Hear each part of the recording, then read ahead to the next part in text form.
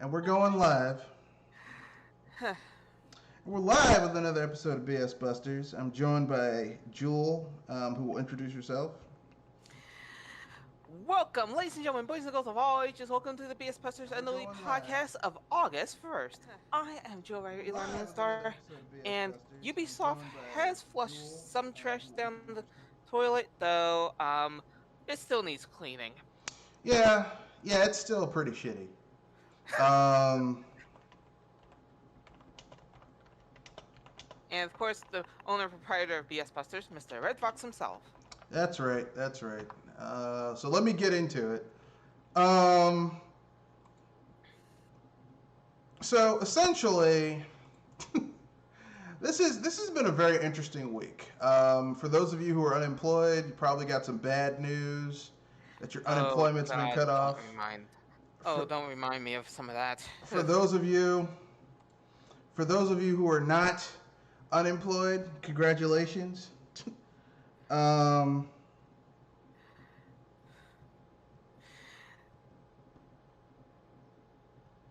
You're having a time finding words, aren't you? well, I'm not really. I'm just like, it's kind of shit. But let's get into it. So essentially speaking, we have a few topics in today's podcast. We're going to be talking about more gaming companies doing foul shit and people Right. not being called out for it. Oh boy. So I guess we got to start with Ubisoft because I mentioned them earlier, and if anything, as I said, they flushed some stuff down the John, but they still need to clean that beeping toilet. Ubisoft essentially is they're trying to divert attention from the turds floating in a swimming pool, um, by basically throwing out shit that, if you understand the scandal that's been going on at Ubisoft, actually makes perfect sense. Like, remember how everyone's like, we want more information um, about Beyond Good and Evil 2? Like, where's Beyond Good and Evil 2? And we got no information from Ubisoft about Beyond Good and Evil 2. Now that we know what we know about Sergei Haskowit, who, like, absolutely needed to have a male protagonist, generic white guy. Like, why all of Ubisoft's games basically feel the same over and over again.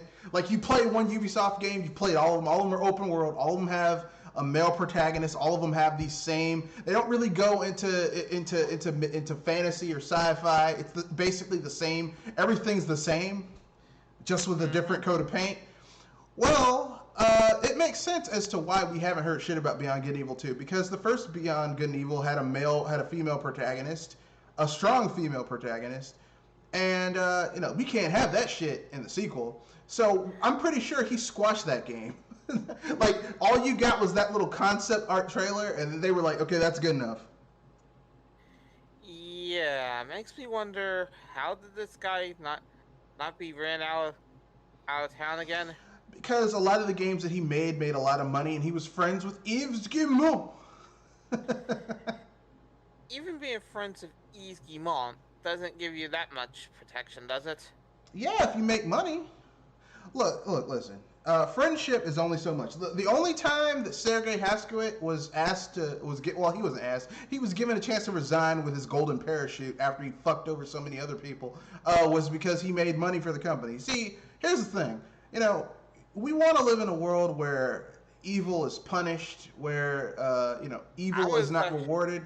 But here's the simple little fact: evil is not punished in the world. Greedy bastards, typically speaking, get ahead because they're greedy. They'll do anything to get ahead. They have sociopathic tendencies. I was always hoping that it's get pointed out. Well, it finally got pointed out, and he got kicked off because basically he became a liability. Um,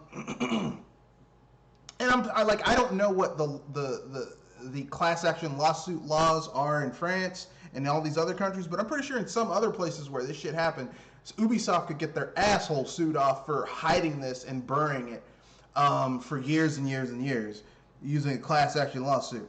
I don't know, civil lawsuit. I don't know. Like I said, I don't know what's going on. It could happen, but anyway, that's neither here nor there.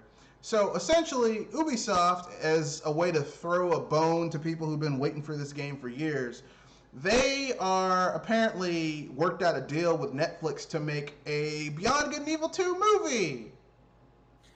Beyond Good and Evil 2 movie. Even though fans of Beyond Good and Evil want a fucking game. Yeah, because I'm trying not to wonder how. Oh, it makes sense. I mean, like, it's kind of like this, right? When I heard, I mean, and it's not to the same degree because I don't think Nintendo. I'm not saying Nintendo is perfect, but like, in terms of the reason why, it's kind of like how I felt when Nintendo announced, like, when there were rumors that Nintendo was working with Lego on something. I'm like, oh, so they're gonna make a Lego Mario? That sounds like that'd be cool. Like, could you imagine the shit you could do in a Lego world with like Lego Star Wars, Lego Indiana Jones, Lego Harry Potter, Lego Mario? No, it's just a fucking board game. Like, really? Here's the thing. You're talking to somebody that plays card games and can understand what board games are. Look, so. I play board games too, but like I said, if someone says they're working with Lego, like, I mean, yeah, it'd be nice to have a Lego set because I do like Legos, and in the past I was really heavily into Legos, and I played with all the little stuff and wanted to be a Lego engineer and all that stuff. But like, in my head, when I'm thinking Legos is talks with a video game company, I'm like, oh, so they're probably gonna make like a Lego version of that game. No, Mario board game. A Mario board game where you can't actually, where the Mario piece doesn't really, you can't really use it with any of your other Lego shit. So it's like, if you buy the Lego Mario, you got to use it with Lego board game, not really with anything else. I'm like, that's just stupid.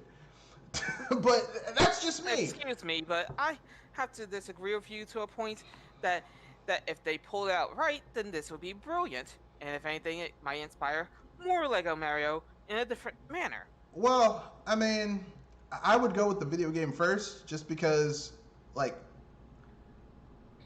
I mean, you know, that seems like that would be a cooler thing to me. Because, I mean, here's the thing. The sales of Legos have been going down for years. People aren't into the physical sales of Legos like they were when I was a kid, or even the generation after me. Like, the kids, like, when I was a kid in the 80s, I was in the Legos. Even the generation after me in the 90s was into Legos. But then once you get to, like, the late 90s, the aughts, they weren't really into Legos. Like, this is the reason why I'm actually into the board game series, because some things you just want to have a physical feel for. Yeah, I understand that. I'm simply saying that numerically it doesn't make sense for you unless Lego's like, man, we need to get people interested about in the Legos. I'm like, that's cool and all, but I mean, wouldn't it make more sense for you to do wouldn't it make more sense for you to make like a Lego Mario video game and then have a Lego set coincide with the Lego Mario video game? Like, so then people are like, hey man, I can play the Lego Mario game, but I also have Lego Mario. Like, that would make a lot of, and I know COVID, but this, like, influenced a lot of shit and fucked up a lot of people's timetables, but to me, it just didn't make a lot of sense. But that's just me. My point is this. Just like they were like, hey, that'd be cool to have a Lego Mario game, like Lego Star Wars or Lego Indiana Jones or something like that. Oh, no, we got Lego. It's a fucking set with a Mario you can't use with any of your other Lego shit. And yeah, even though I talk shit about it, I have a lot of Lego sets that I've completed and put together. So don't get started on me with, oh, you don't like Lego. Love Lego physical sets, but not in my Nintendo shit. Oh, boy, you soul. You poor soul. If anything, usually it's a physical product first, then the digital. I know that. Didn't you just hear me say I have tons of Lego sets, and not just Here's the thing. I'm gonna hit you right now. Every one of those franchises that you mentioned, they start with a physical Lego product before they went digital. Lego Star Wars did, because I have quite a few of those sets. Lego Harry Potter actually did not. The game came first, and then they made the toys. Okay, that's a little iffy because I thought they came out. I thought there was at least a time buffer between those two. No, Lego Indiana Jones, they made the game first, then they made the toys. Lego Star Wars, that is correct, because like I said, I'm one of those people, like, as a major Star Wars fan back in the day, I'm one of those people who begged my parents to get me a Lego X-Wing, and a Lego Y-Wing and a Lego Millennium Falcon and a part of a Lego Death Star, because the official Lego set for the Death Star is not the whole Death Star. It's like there's two sets. There's the full set that's like thousands of dollars that your parents were never going to get you. And then there's the one that was actually for sale for normal people that was like $50, $60. And that was like part of the Death Star. It was like, here's a part of the Death Star. You can have a part of it. It's like you got like the hangar bay, the torture area, the garbage masher, and that hallway where they fight. And I think you could get the generator room where Obi-Wan Kenobi had to press that thing, and that was it. So,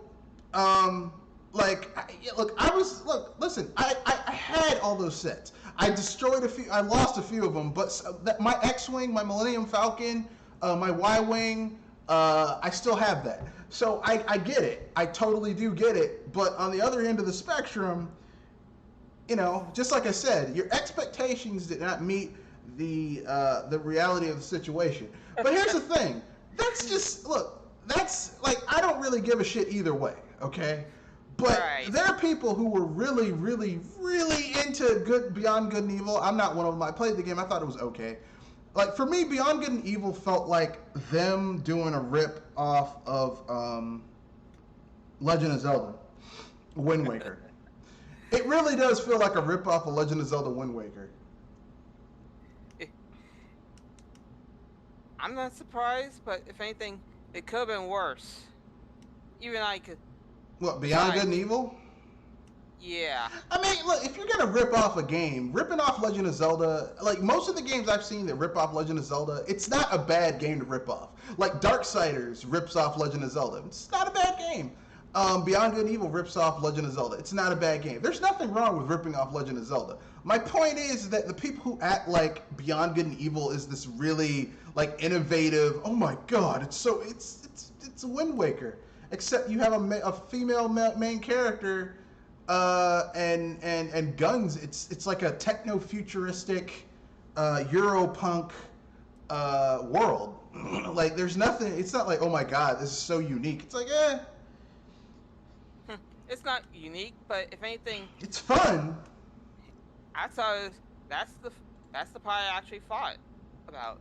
I thought it was feeling like fun. It's fun, but it's not like, oh my god, this is so unique. It's done something I've never seen before. And so, but now they're like, okay, we're doing a sequel to something that everybody liked. Well, I wouldn't say it had a dedicated fan base. A game that had a strong female protagonist.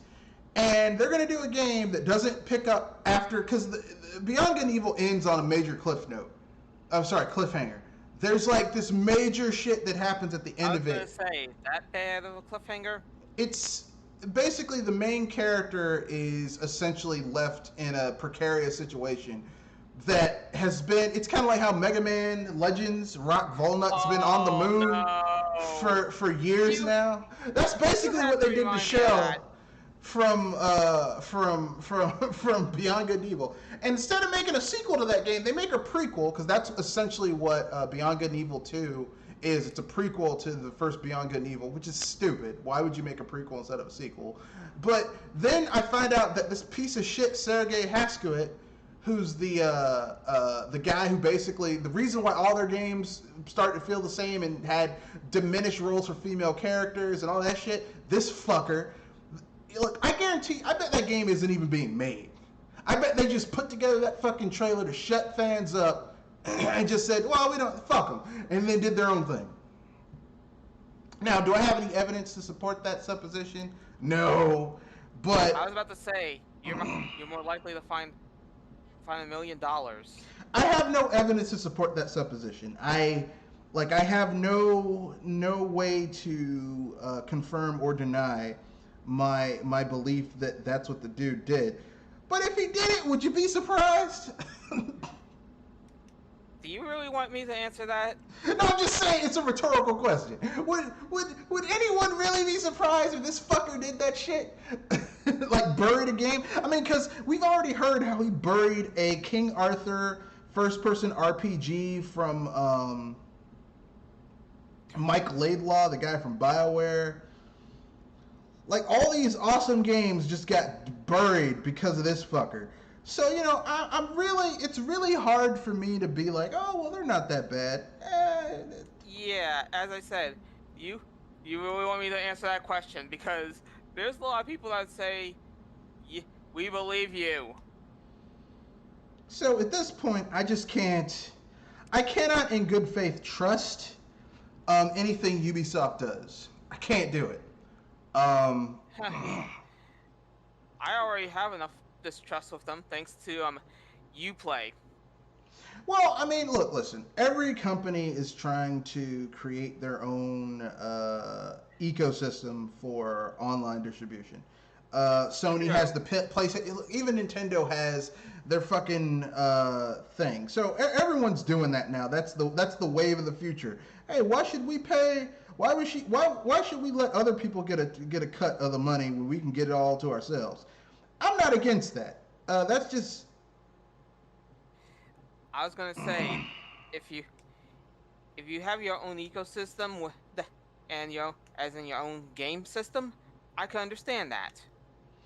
That's business 101. Like, I'm not one of those people who's gonna get mad at someone for doing business shit, because at the end of the day, these people are running a fucking business. This is not a fucking charity. All right. Who says it? Who says it is a charity? Some people have the view that games just exist for the people who make the games to have fun.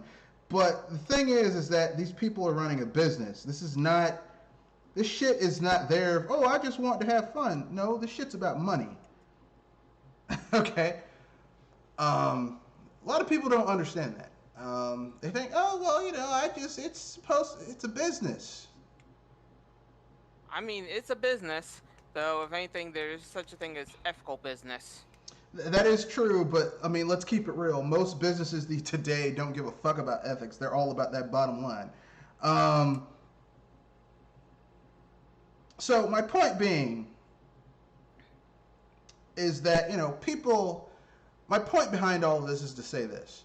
So, Ubisoft basically went to Netflix and said, hey, you guys can make a Beyond Good and Evil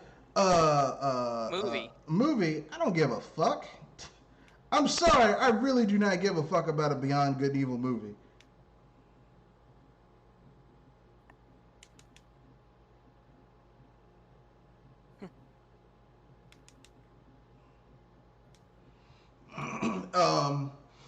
Because, you know, we deserve a Beyond Good and Evil 2 game, because the game was left on this huge cliffhanger that has never been resolved. And I mean, Beyond Good and Evil was relatively profitable, you know. Mm-hmm. And it does have a fan base, but not like those fuckers give a fuck. They don't care a bit.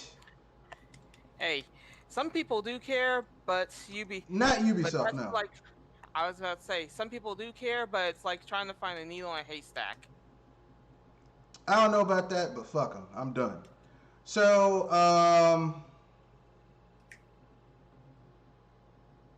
with that being said, I guess it's time for us to talk about our next topic. Unless there's anything you want to add about Ubisoft trying to cover up this bullshit. Well, basically that's what it is. It's a distraction tactic. If anything, they need some heavy cleaning products to get rid of that mess. It's like, you know what the real problem is? What's the real problem? The real problem is it's like a company is dumping. It's like a company has bought and paid for the mayor of a town, and they're dumping raw sewage into the only clean source of water.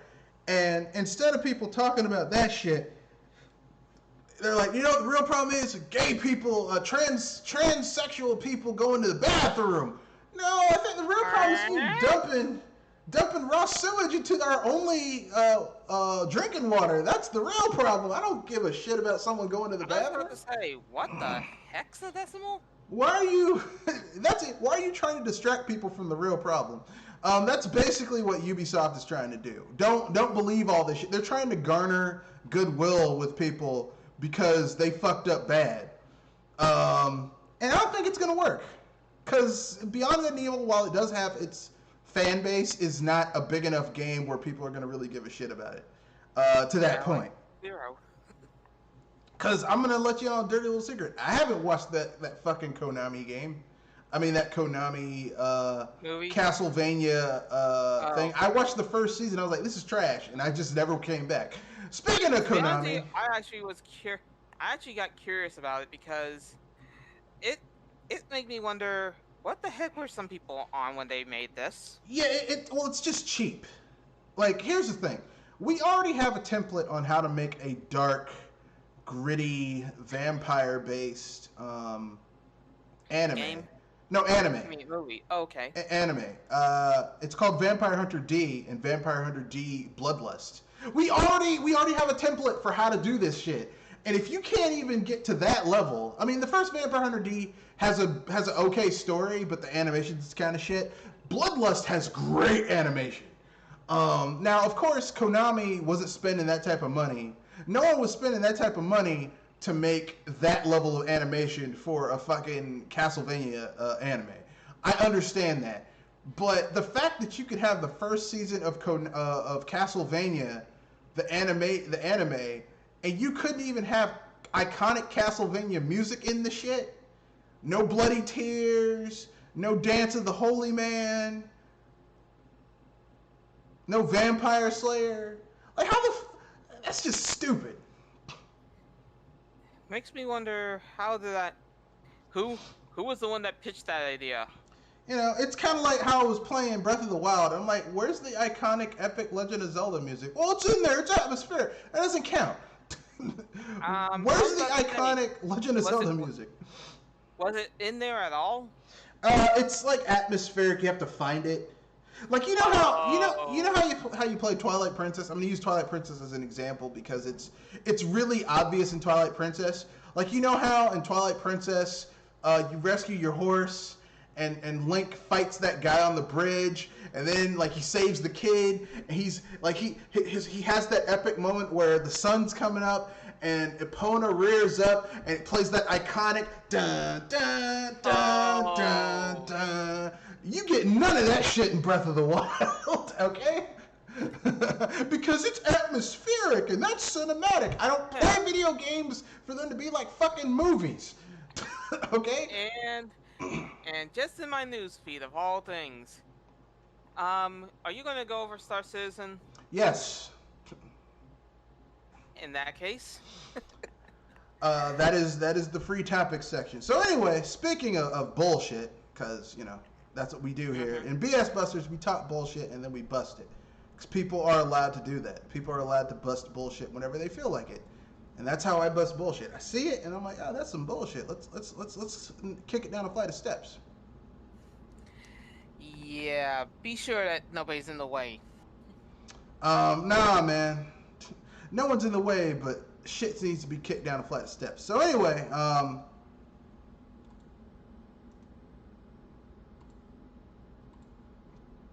next topic. So Konami,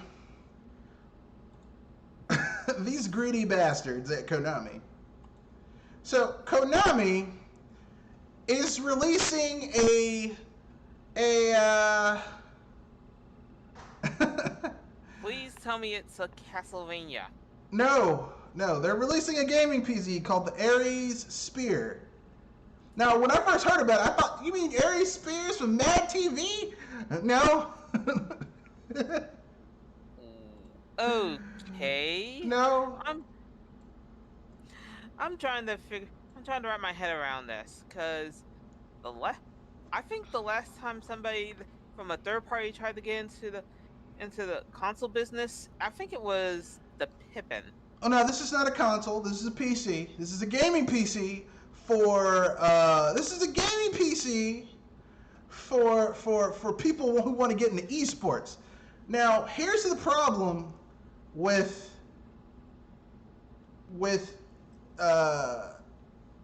going to read the article, and then tell me if you spot the problem with this announcement. So here we go. Today, Konami, owner of multiple sports clubs, maker of pachinko machines, and the occasional developer of video games, decided that instead of putting out a real update to PES, that's Pro Evolution Soccer, that it would dive into the world of PC gaming with a line of esports-focused hardware. Now, what do you mean? Now, you might ask yourself, what do you mean, like, putting out a real update to PES? Well, instead of creating a new Pro Evolution Soccer, they're just releasing the next Pro Evolution Soccer as an update and charging you for it. It's DLC for last year's Pro Evolution Soccer. Kind of like what everyone wants. I'm sorry, my head just went blue screen for a moment. Well, I mean, that's what that's what everyone wants for EA to do with Madden and all that shit. So yeah, they did that. You know, they want to do for Madden and FIFA and NBA Live and that type of shit. Actually, I'd be okay with that. I know some people are acting like that's a bad thing, but here's the thing: if you're gonna sell me the same game year over year with roster updates, then why the fuck am I buying another disc when you could just charge me $30 for a patch? Like a you know, like you have an engine for this game. Why do you keep on re-releasing the same game with minor updates when you just charge me $30? Just don't charge me $60 for it. Like if the game is $60, like let's say you're EA and you make the new Madden, right? Like Madden 20, okay? You make Madden 20. Wouldn't it make more sense and be more cost efficient and better for your consumers, and you wouldn't feel like a dick if instead of you just re-releasing the same shit, you're like, okay, Madden 21, it comes out at the end of 20, and we're gonna give you, it's gonna be $30, and you can upgrade from Madden 20 to Madden 21. Like that just seems better to me. I know people are gonna get mad at me, but I'm like, if you're gonna sell me the same shit over and over again, I might as well just do that. It's much easier. Then you don't have to go to the store. EA would directly get that money because a lot of people are trading shit in order to get that game. You know, they trade in this shit to get Madden, whatever. Mm-hmm. So, I'm just saying, but to get back to Konami, so basically, their lineup of games consists of 3 budget mid-range Windows desktops, 2 keyboards, and a pair of wired headphones.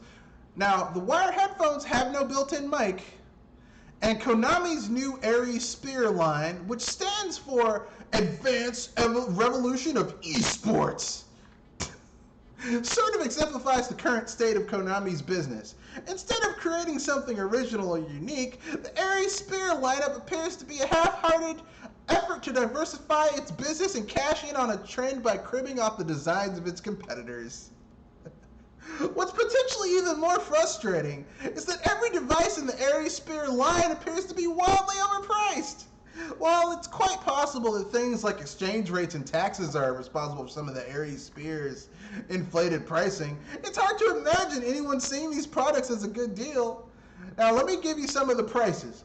For 184,000 yen, or around 1750. I'm sorry, I'm having a headache trying to keep up with all that redundancy. I'm trying to be polite here. Cause now you gotta hear these specs. Konami's the specs are already gonna make me think, really? Well, here's the thing. For 1750, once you hear the specs, you're gonna be like, what the fuck? Okay, so for 1750, Konami's least expensive PC, the Ares Spear C300, comes with Windows 10 Home, not even Professional or Office, a 9th Gen Intel Core i5-9400F processor, 8 gigabytes of RAM, and a 512 gigabyte PCIe SSD, and an NVIDIA GTX 1650. Now, that's more than double the price of a Lenovo Idea Center desktop I found on Rakuten, which is a PC gaming. Shop? What? I was saying that's a PC shop. It's an online PC gaming hub where you can go and buy PCs and shit like that. They're actually pretty good. That has the same CPU, same amount of RAM, say GTX 1650 as the Ares Spear, but with a slightly smaller 256 gigabyte SSD. But it also comes with 1 terabyte hard disk drive for extra storage, and it can do all of that shit for half the price. So basically, like around $850 to $900, you get more for less. And they're charging people that much money for that little amount of shit. Fuck you, Konami. Yeah, I think the phrase Konami. But wait, it gets more. It gets worse. I was about to say, oh wait, there's more. Yeah, I was about to but wait, there's more. There's more. Meanwhile, for 338,000 yen, around $3,200, 3,200. The top of the line Ares Spear C700 Plus features an Intel i7-9700 CPU, 16 gigabytes of RAM, 512 gigabytes of SSD, a 1 terabyte HDD, and an RTX 2070 Super GPU. The inclusion of water cooling on the C700 is a nice touch, I suppose, but Konami's flagship desktop also comes with a case that looks like it was created by someone who saw Apple Mac's Pro desktop and then tried to emulate that design while making it look more gamery by adding a see-through through side window and blue lighting. Sadly, Konami's Ares Spear keyboards and headphones don't do much better when it comes to delivering value, with both the full-size K100F and 10-keyless K100L priced at 32,780 yen, or about $310 for a rather plain keyboard with real force switches and a hint of cool blue lighting. Oh boy. Finally, there are the Ares Spear H100 headphones, which look an awful lot like a pair of knockoff Audio Technica cans, which feature. Hopefully, they're not Beats. Actually, no. I have Audio Technica cans. They're basically DJ headphones. They're actually really good. They have great bass. They do not have a mic, but I paid like $60 for mine. So.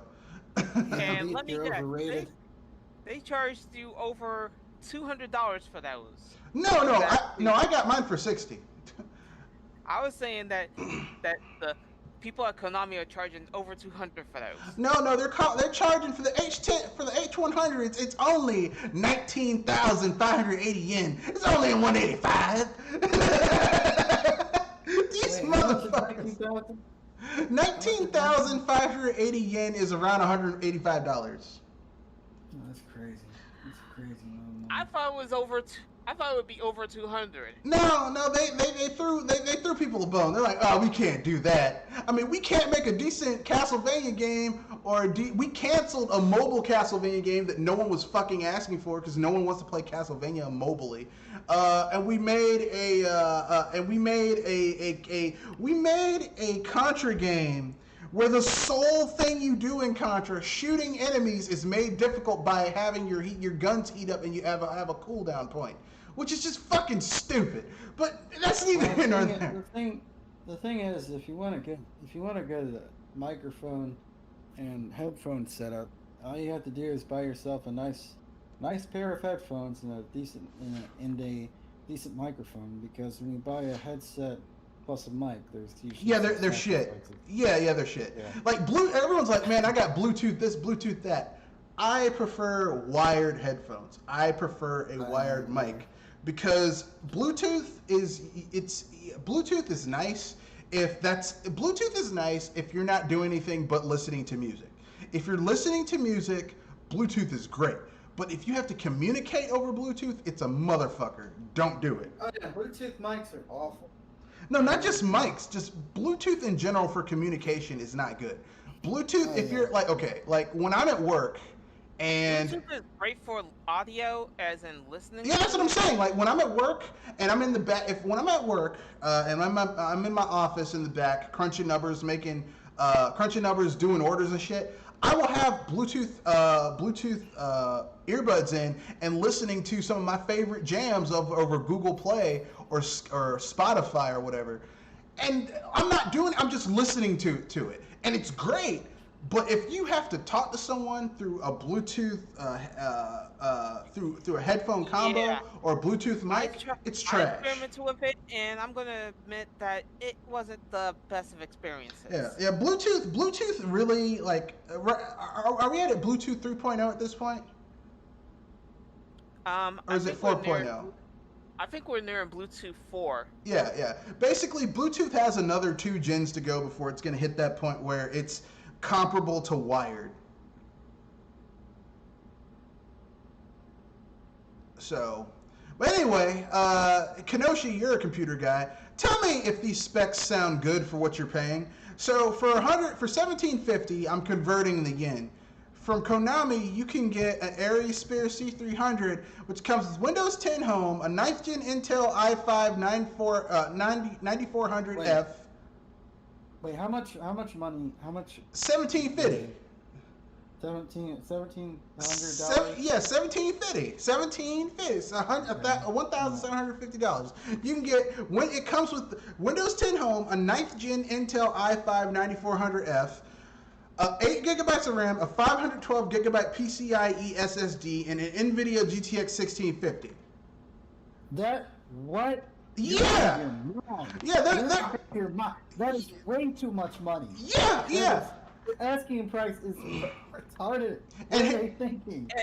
And you wonder why my mind blue screened. And here's the problem, okay? You can go on Rakuten and find a CPU, a computer, a desktop tower that's already kitted out for half the price, that has the same CPU, same amount of RAM, same graphics card, a smaller SSD, but it comes with 1 terabyte hard disk drive for extra storage.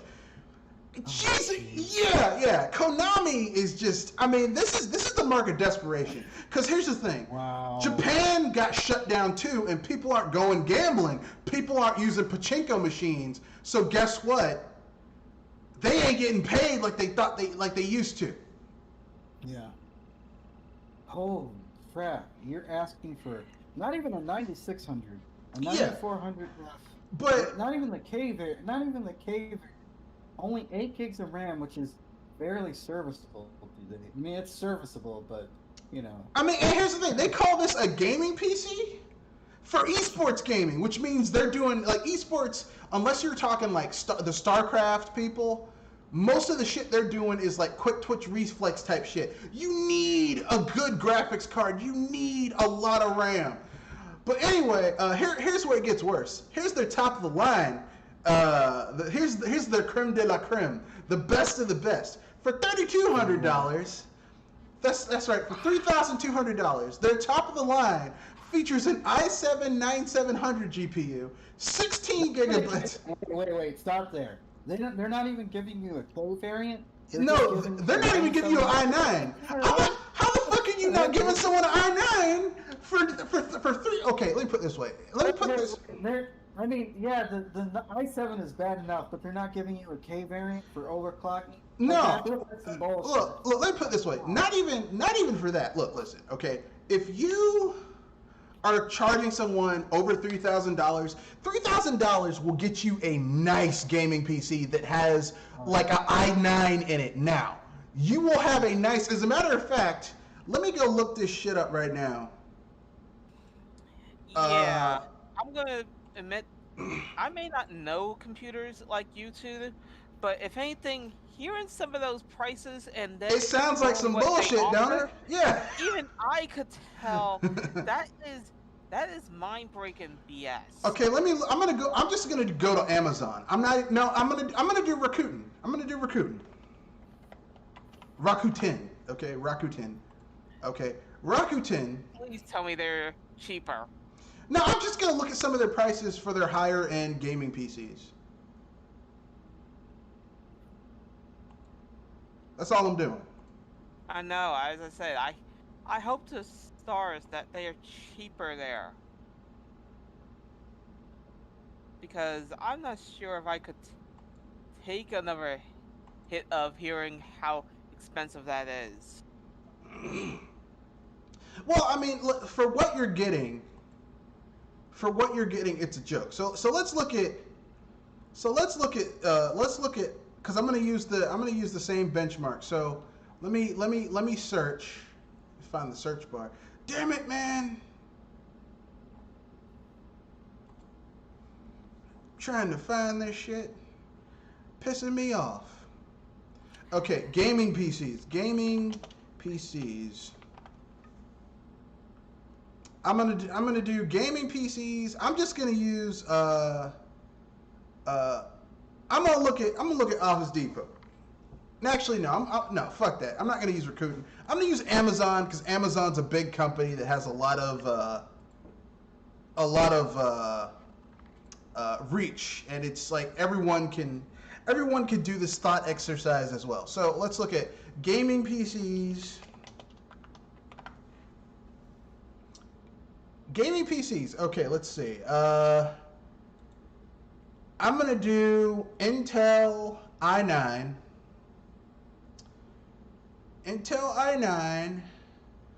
I'm gonna do 16 gigabytes.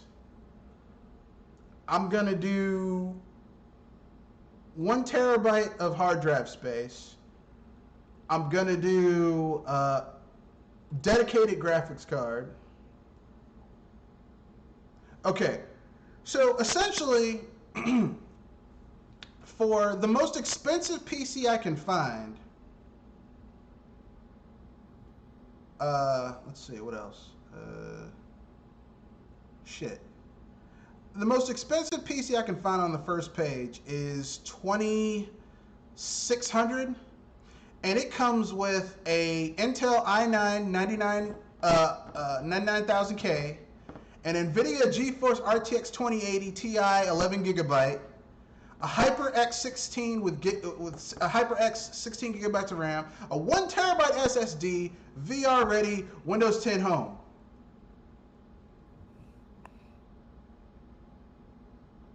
Blink, blink. What? Now, there are more expensive PCs on here. There's an Adamant custom 8-core gaming desktop computer with an Intel Core that's 3100.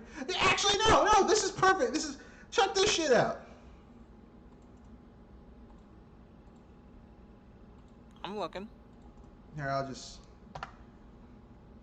can click on it. Basically, this thing is, essentially, it's the closest you're going to get in terms of specs, except it actually uses an i9 and not an i7. And it's the same price, roughly speaking.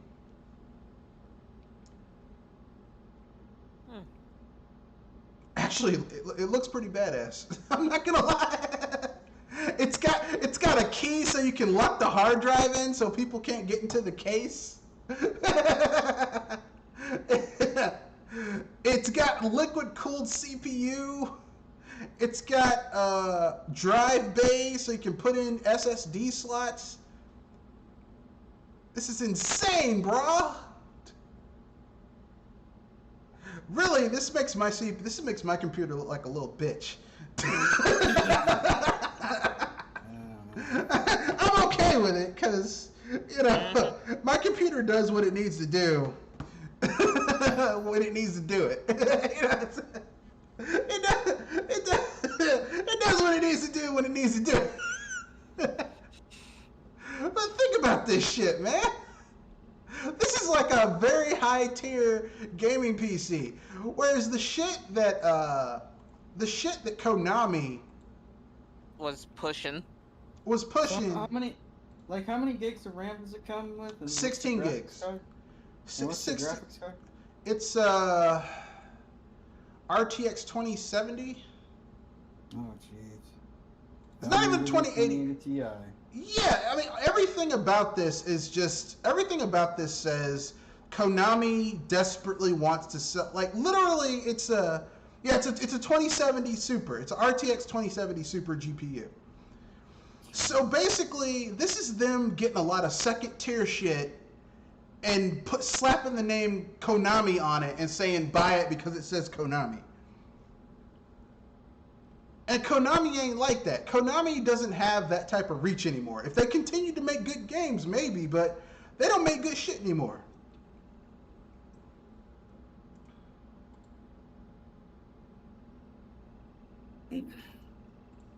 Enough said.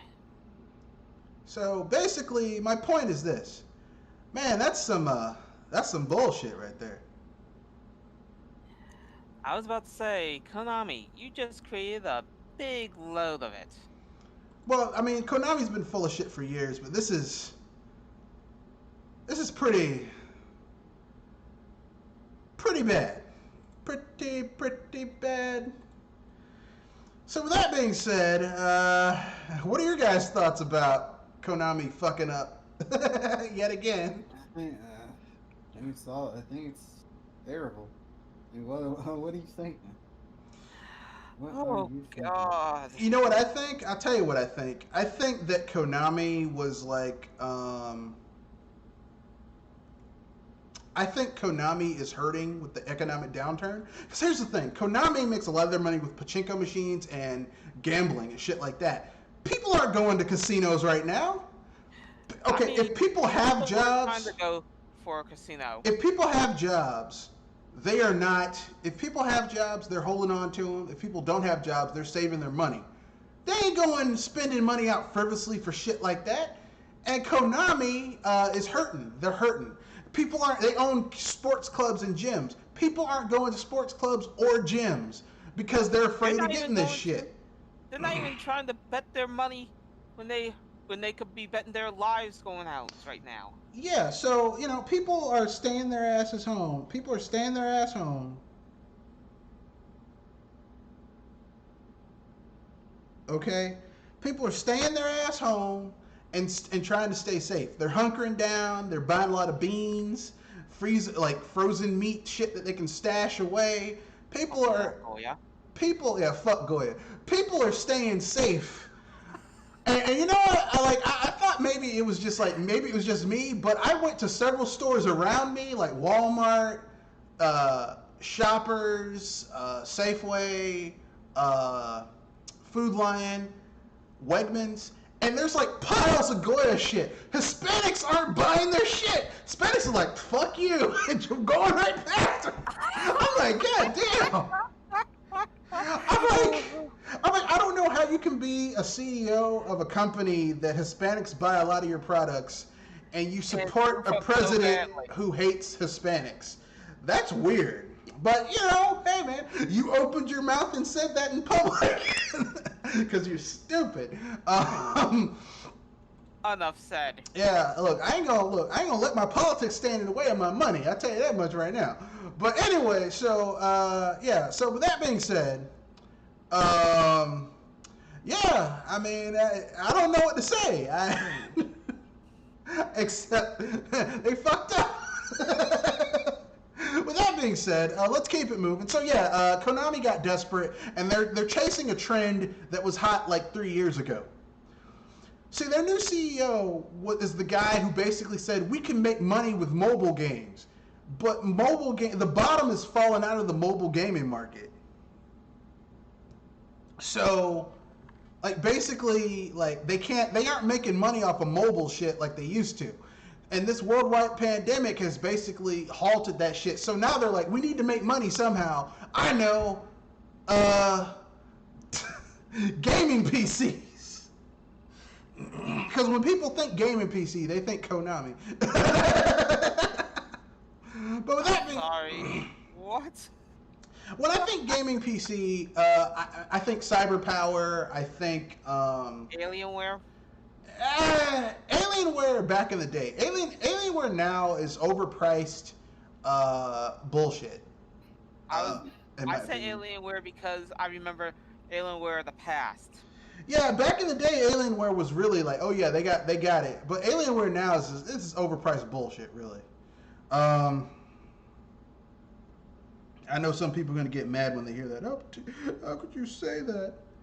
I like Alienware. Look, just because you like something doesn't mean it's good. People need to stop thinking that just because they like something that it's good, objectively good. Because there's tons of shit we like.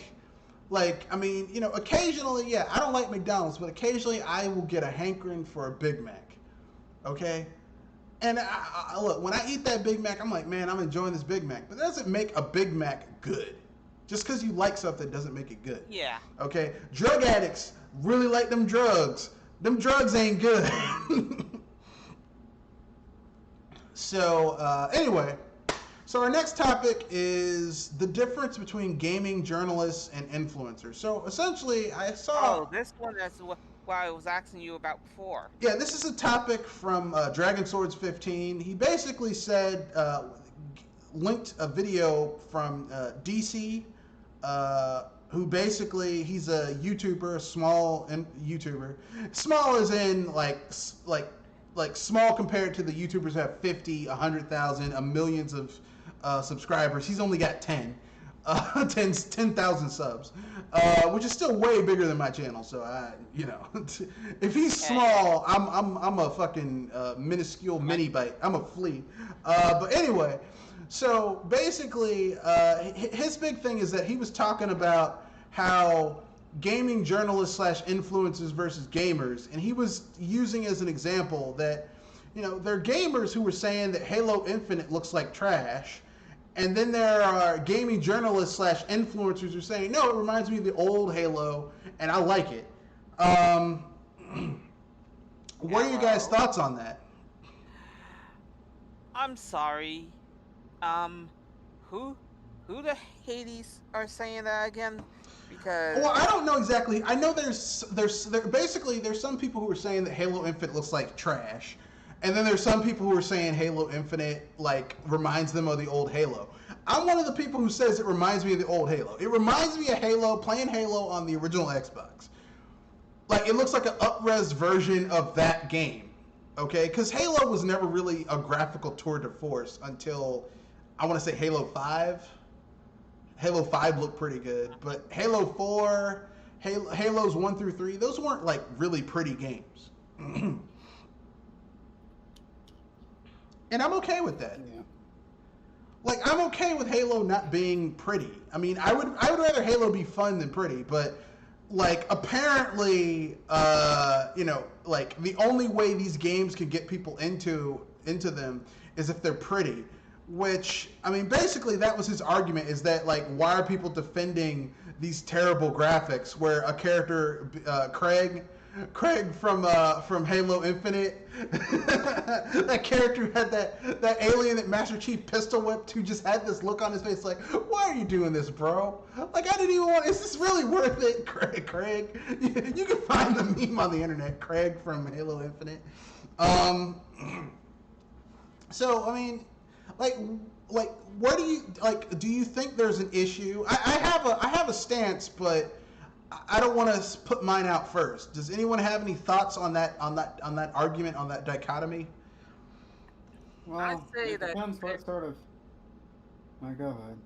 I say there is a very big gap between the real players and the journalists. I mean, some journalists, they get so blindsided by their money that they probably can't see the real problems that are coming up, or at least would try to hide those criticisms behind high praise, while people that are not paid but actually speak up and review stuff without being money-headed, they will actually say that there's some problems, there's some good stuff, there's some bad stuff.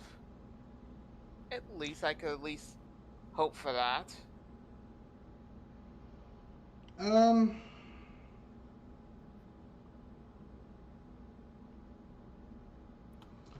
Kenoshi?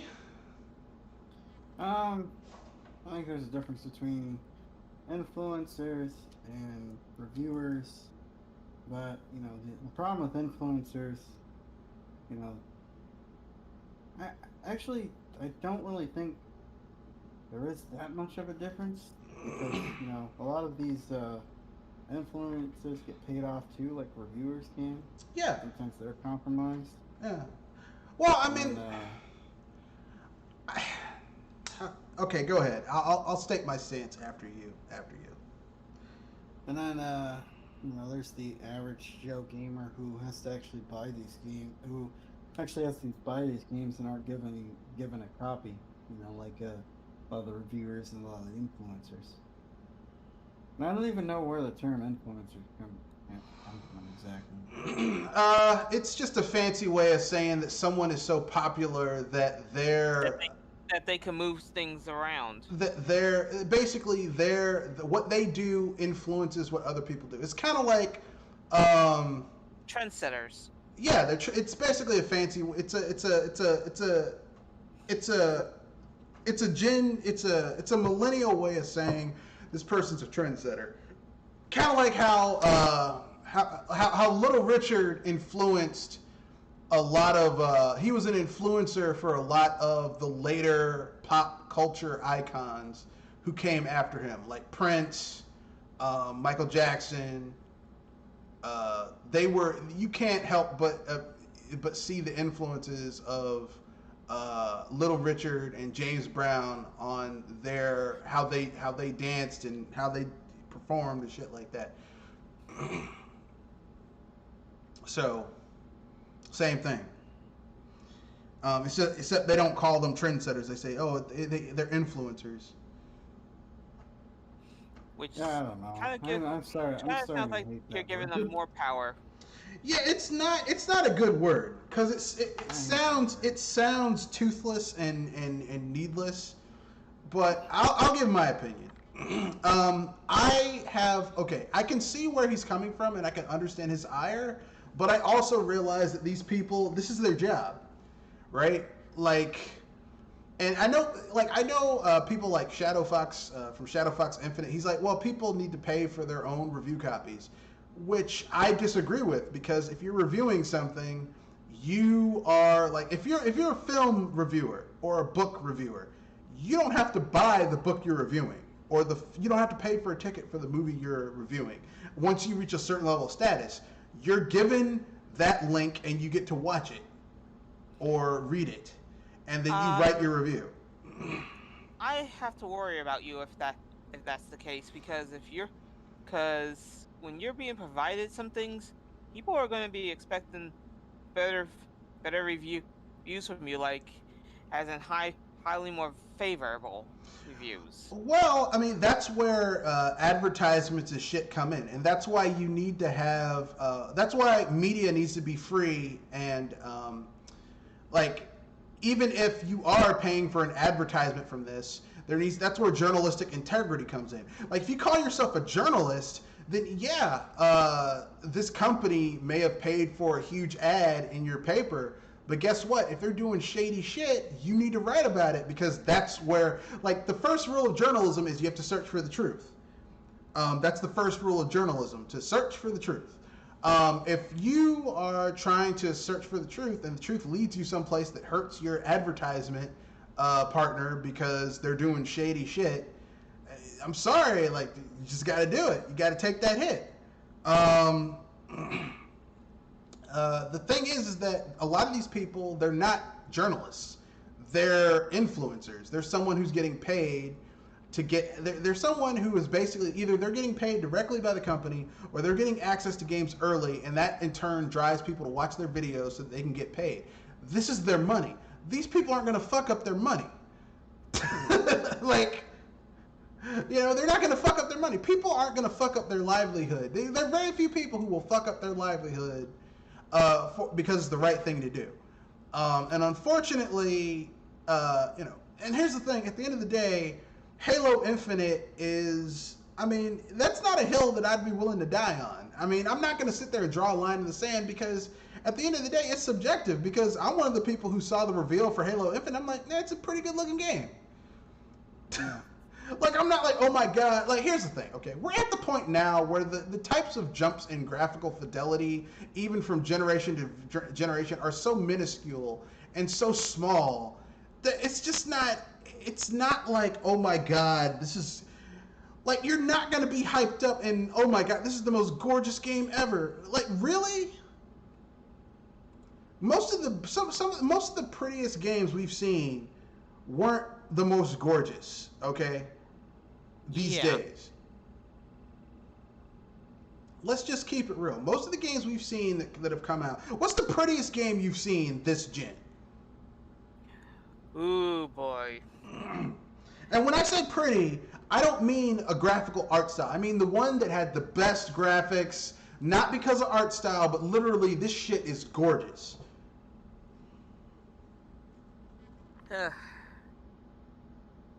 Oddly against my better judgment, Death Stranding. That's a pretty good looking game.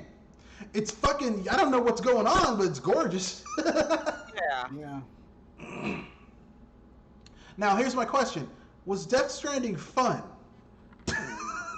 That's a controversial shot. Yeah, it looked great, but was it fun? Even the people who like that game don't really say that it's a fun game. Yeah. Yeah, that's the thing. As I said, that's a controversial topic right there, because there's it's hard to tell how fun that game is, really. Even I could tell you that if a gun was pointed to my head, I could not tell you how fun that game is. Yeah, but the thing is, fun is subjective. I'm just saying, like, here's the thing. There are games that I enjoy that other people find boring. Like, I love Harvest Moon. Harvest Moon is not objectively a fun game. Like, even I wouldn't tell you, man, I play Harvest Moon. I'm having the time of my life planting these crops. It's like, no, not really. I was about to say, if anything, most people consider having competitive battles fun. Well, I mean, what I'm saying is that fun is subjective.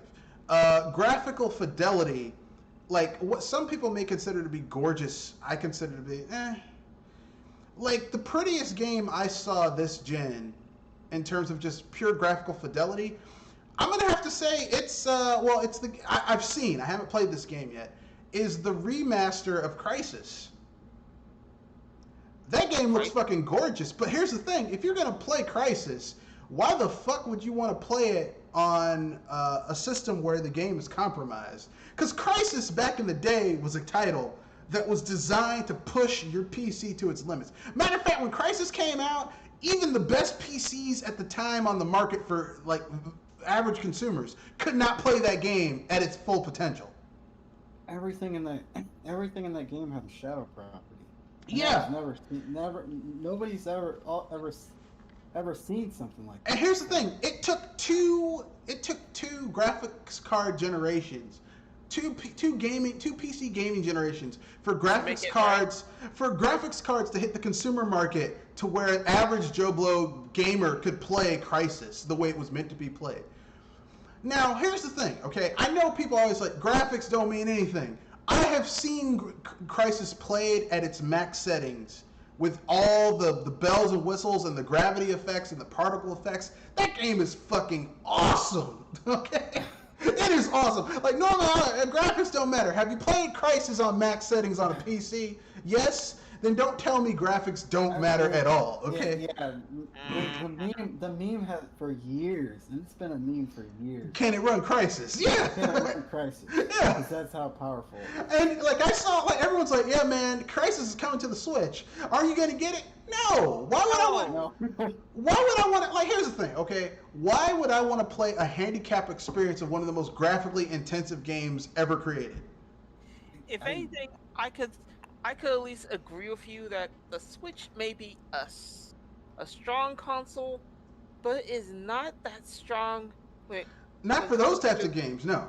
Certain games. If something's ultra stylized and kind of, but here's the thing: the Switch struggles to load shit when, like, okay, the Switch. If you play, what was that game? Deus Ex Machina. The Switch struggles to load shit in Deus Ex Machina. Struggles. It's like chugging.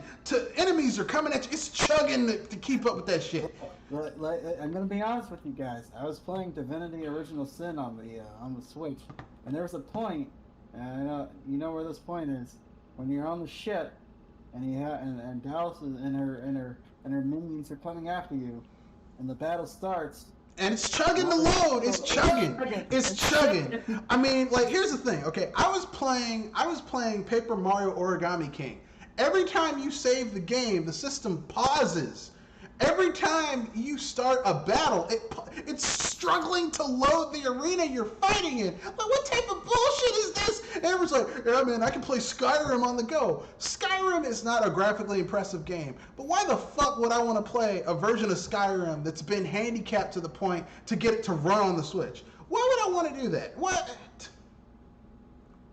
Why would I want to play compromised ports?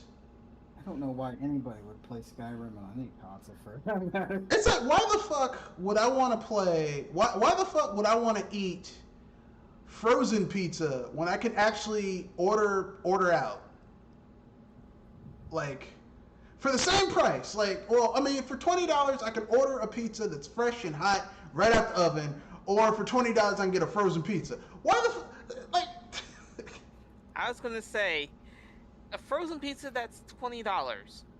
There are frozen pizzas that are $20, but they aren't. There be some deluxe pizza. There are. I mean, there are places where you can get like gourmet style frozen pizzas that are really good, but I mean, not as good as something that's fresh out the oven, out of the pizza, the wood fired oven. No. Yeah. My point is just saying this. Okay, is that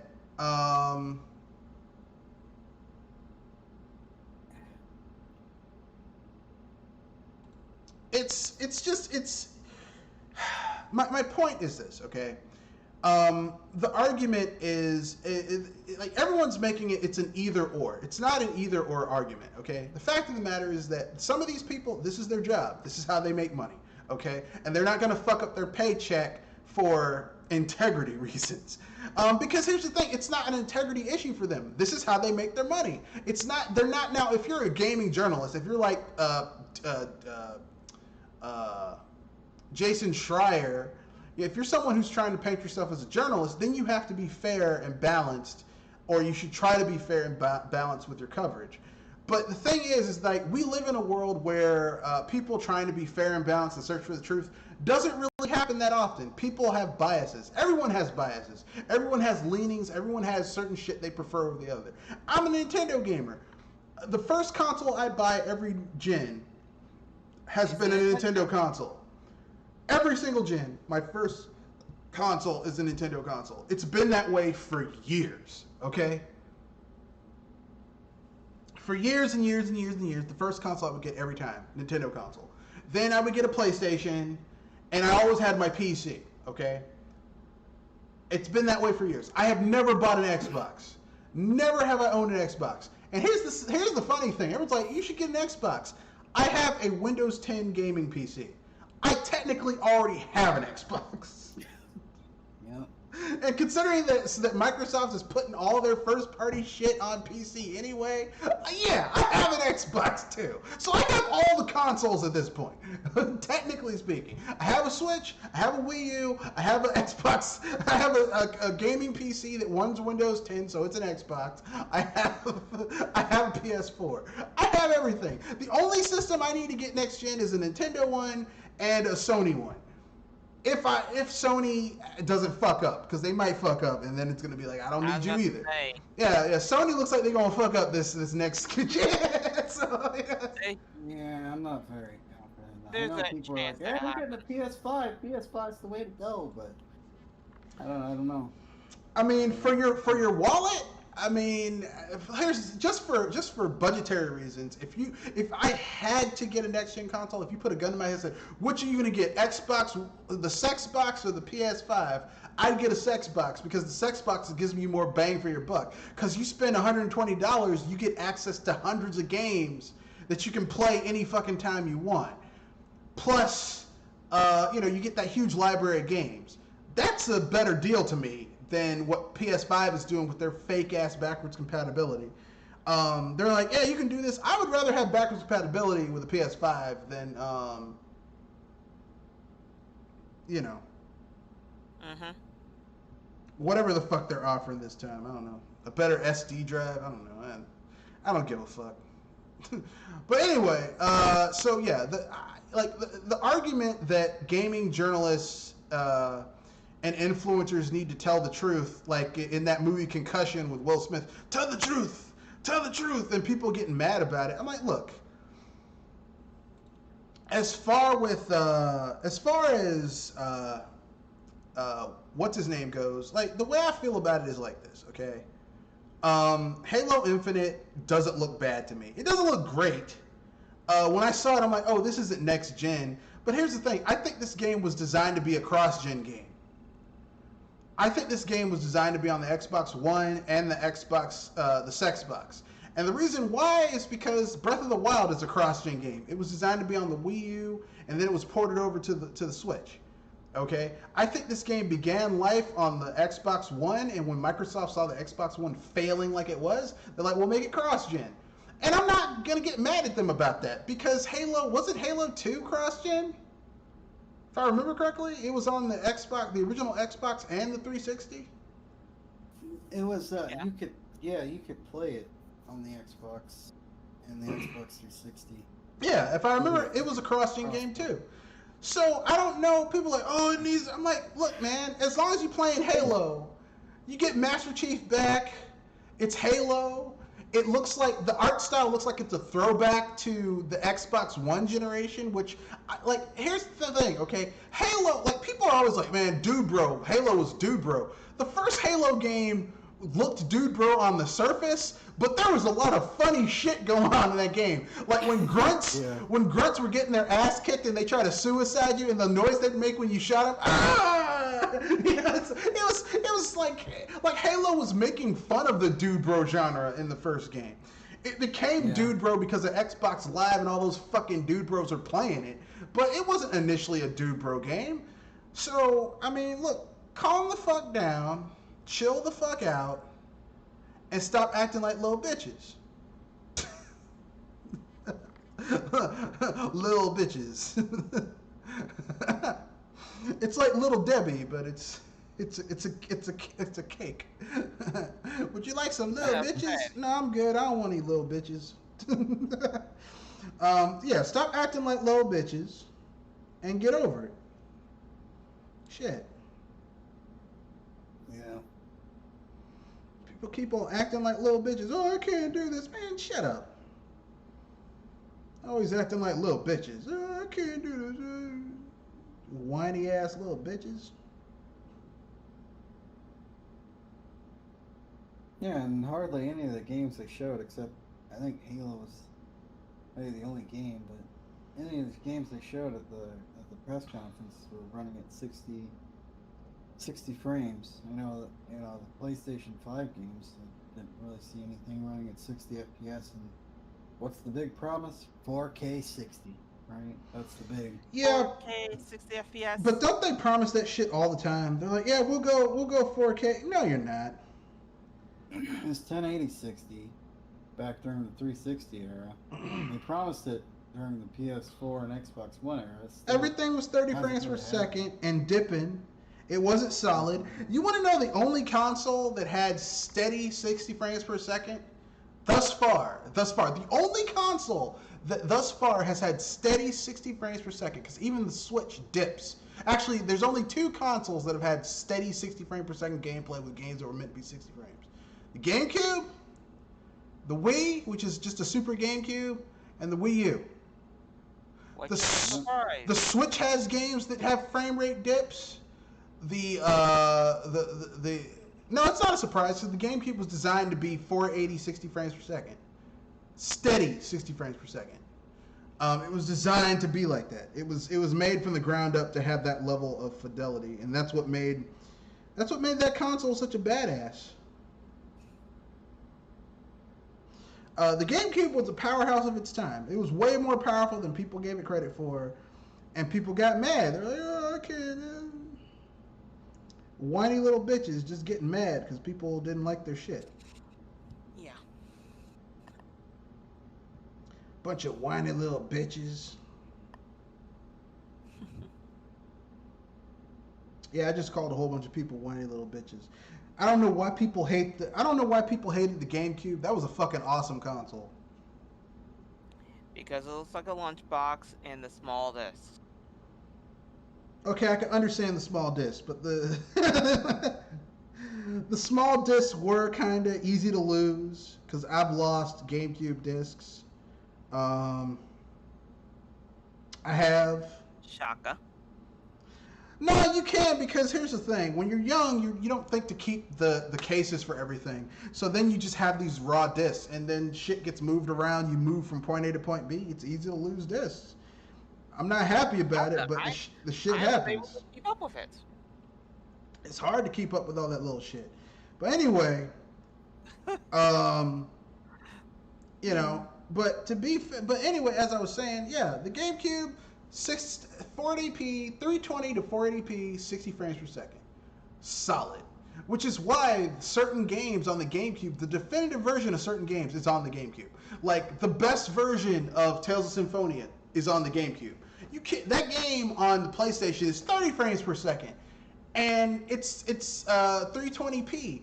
And you can tell the difference because on the GameCube, it's buttery smooth when you're fighting because, like, once you get to a certain point in the game, you can basically do fighting move inputs in order to attack your enemies. Can't do that shit on the PlayStation. Try. Get your ass kicked. So, yeah, you know, people need to understand that shit. But, yeah, you know, like, Microsoft and Sony desperately trying to get people... once again promising we're gonna get 4K 60 frames per second. No, you're not. Because you couldn't get 2K 60 frames per second last gen, or HD or 1080 60 frames per second. Stop lying. You like a kid up there talking about, no man, I'll get A's this time. You've been getting F's for the last 3 years. You ain't just gonna turn that shit around this time. Shit. Too stupid to do that. You should never tell that to a child. That's terrible. But in my head, I'm like, hey, you ain't gonna do that shit. Yeah. You ain't gonna pull that. Look, I'll help you. I'll help you, but it ain't gonna happen. No, look, listen. I have tutored children from all the spectrum. I've tutored kids who were in the remedial classes. I've tutored kids who were in the high tier, like. These kids are taking advanced courses for everything. And here's what I've noticed, okay? Here's what I've noticed, okay? If you already know how to be successful, those things tend to stick. If you are already kind of a fuck up, it's hard for a fuck up to stop being a fuck up. It's very difficult. It's very difficult for them to do it. If you aren't a fuck up, it's harder for someone who's not a fuck up to become a fuck up than someone who is a fuck up to not be a fuck up. It's easy if you're a fuck up to keep on being a fuck up because it's ingrained. It's your habit. It's what you do.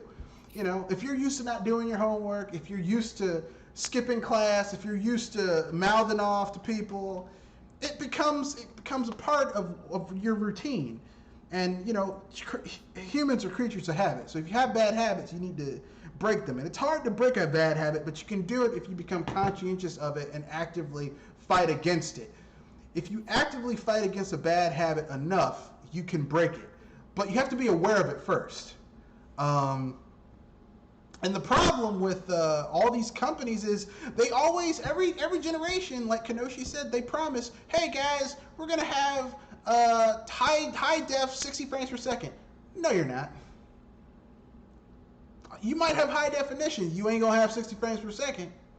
And now Sony's like, yeah, we promise. Okay, do you honestly think that these companies, these third-party developers who have to put games on multiple platforms, PC, console, and the PlayStation, PC and console, okay, do you honestly think they're going to do a build specifically designed to take advantage of the PlayStation 5? Unlikely as F. That shit ain't happening either. Why don't we ask for? You know what? I'll tell you what.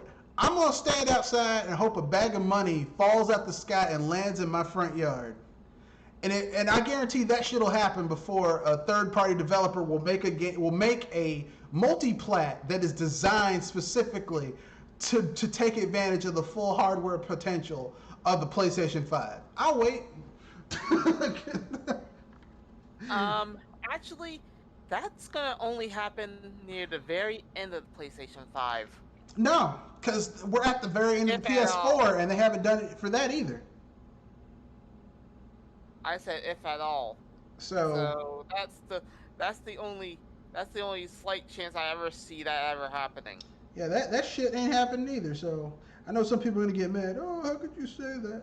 Hey, man, I call it like I see it. But with that being said, I think we've exhausted that last topic. So I think we have just enough time. You guys can either do unpopular opinions or take an email.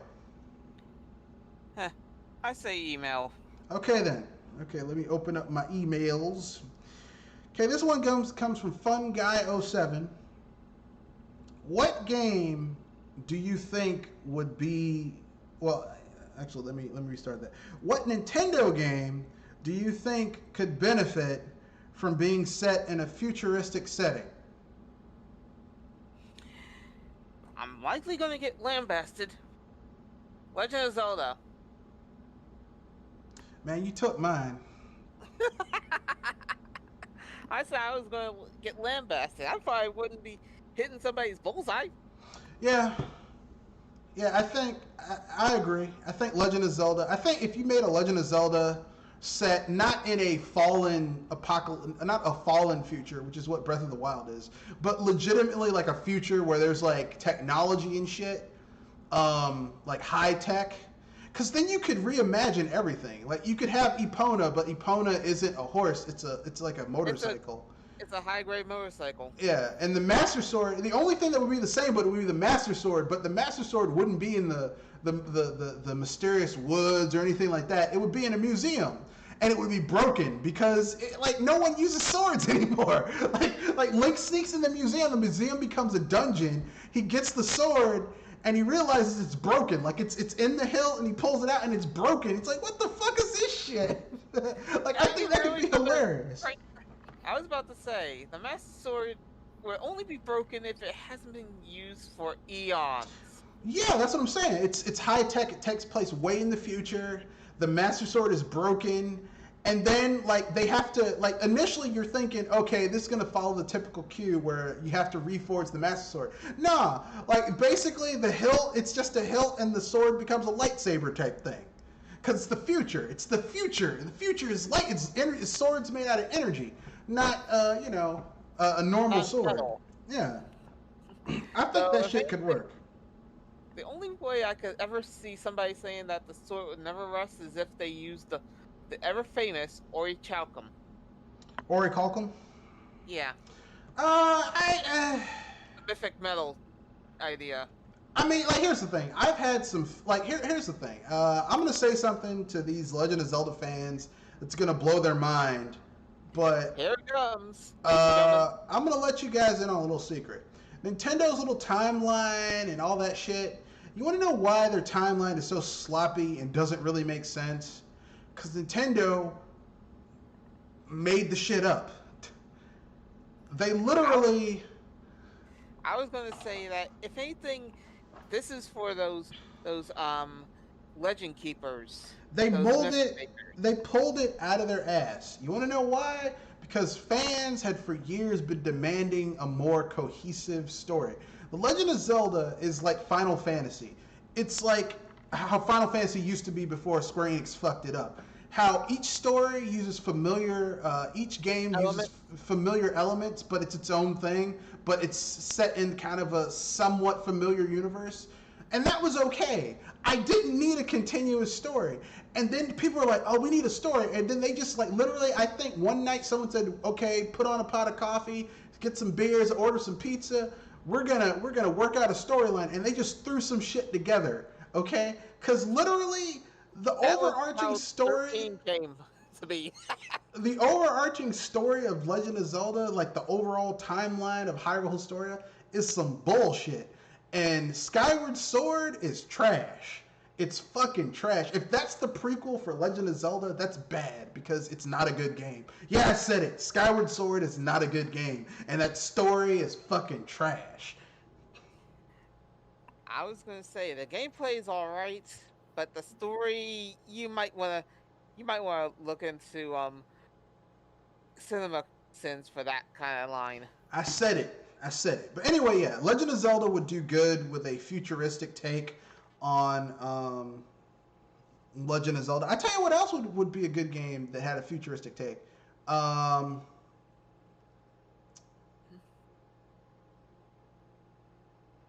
Mario game. You honestly think Mario could pull that off? Yeah. I mean, haven't you seen those levels in Super Mario? Like, wouldn't it be interesting to have a Super Mario game where instead of it being set in like a medley of worlds where the whole thing was set in the future, like maybe like Bowser finally defeats Mario, but instead of Mario dying, he's like frozen and like 200, 300 years pass and it's the future, but it's the future where Bowser took over everything. Neo Bowser world? Just like Bowser took over everything. That'd be awesome. Where you had like all this high tech shit. Like the Goombas are in spacesuits and have weapons and shit. I was gonna say, if anything, that could replace some of the Mario RPG ideas. If that could ever happen. I wouldn't go that far. I would envision this more as like a platformer. Except like Mario would have to a platformer? Yeah, like a 3D platformer. Like Mario Galaxy, something like that. Like, remember those levels in Mario Galaxy, like Battle Rock, the Battle Rock Galaxy, where Mario is basically like flying around in space, and like you had him going up against these airships and shit. Like, if you just took that instead of making them the airships like your typical Super Mario Brothers 3 airships, like actual legit high tech airships, I think that could be awesome. Okay, you got my curiosity. Like, actually take Bowser seriously as a villain instead of the joke that he is. That'd be awesome. But, you know, probably fuck that up too. Hey, if anything, it's an idea that is worth watching to see if it happens. The thing about Nintendo, the thing I've discovered about Nintendo is this, okay? Sometimes, like 85% of the time, Nintendo does shit and it's just off the charts because they surprise you. But sometimes they get so caught up in trying to do a clever twist on some shit that it's like someone cooked a meal and they did way too much fancy shit to it to where it morphed into something you didn't want. It's like, look, I just wanted to play the spaghetti bolognese. That's all I wanted. All you had to do was just shave a little Parmesan on top. I don't need all this shit. If anything, that's the risk I always know that I'm taking when I'm with Nintendo. It's like, you're trying too hard. Yeah, you're trying too hard. You're trying too hard on this particular thing. I mean, look, listen, I don't want them to stop trying too hard because, like I said, 85% of the time, you get some good shit. But that 15, that 15 gives you shit like Wii Music. I was gonna say, at least Wii Music makes more sense than than Chrono Cross. Well, Chrono Cross made sense in Chrono Cross was them trying to get the thing. The problem is that they changed the art style and they had, instead of doing a direct sequel to Chrono Trigger, they did like, it's an alternate timeline, alternate reality type shit. Like the idea of having different dimensions and shit where different events happened is cool. The execution, the idea behind Chrono Cross is good. The execution was shit. And here's the thing. You can have all the good ideas in the world. If your execution of those ideas is shit, it doesn't matter if the idea was good or not. But anyway, we are at the end of the podcast. Anyone have anything they want to pimp out before we wrap things up?